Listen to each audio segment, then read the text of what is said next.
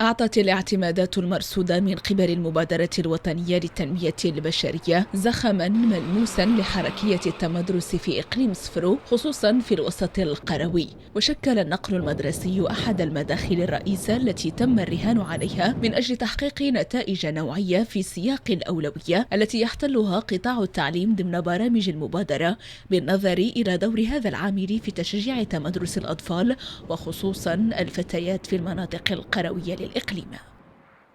المبادرة الوطنية للتنمية البشرية تتدخل لأجل تحسين مؤشرات التنمية البشرية اللي هما بالأساس الصحة والتشغيل والتعليم. وبالنسبة للتعليم فالتدخل ديال المبادرة الوطنية للتنمية البشرية من الانطلاق ديالها في 2005 من طرف صاحب الجلالة نصره الله ركزت على دعم التعليم وخصوصا التعليم بالوسط القروي.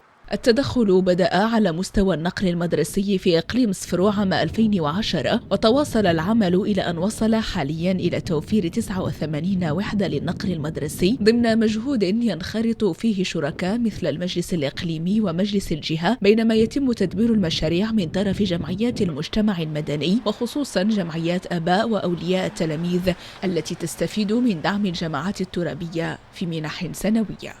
رجعوا البنات ديالنا دابا راه كاين اللي في الباك، كاين اللي في السابعه، كاين اللي في الثامنه، الحمد لله ارتاحينا دابا بهذا الترونسبور هذا. استفدنا من الترونسبور مزيان، حيت هو اللي كيدينا هو اللي كيجيبنا من المدرسه. المرحلة الثالثة من المبادرة ولا سيما من خلال برنامج الدفع بالتنمية البشرية للأجيال الصاعدة صبت أهم استثماراتها على محوري التعليم الأولي والدعم المدرسي الذي يشمل خدمات الإيواء والنقل المدرسي وغيرها.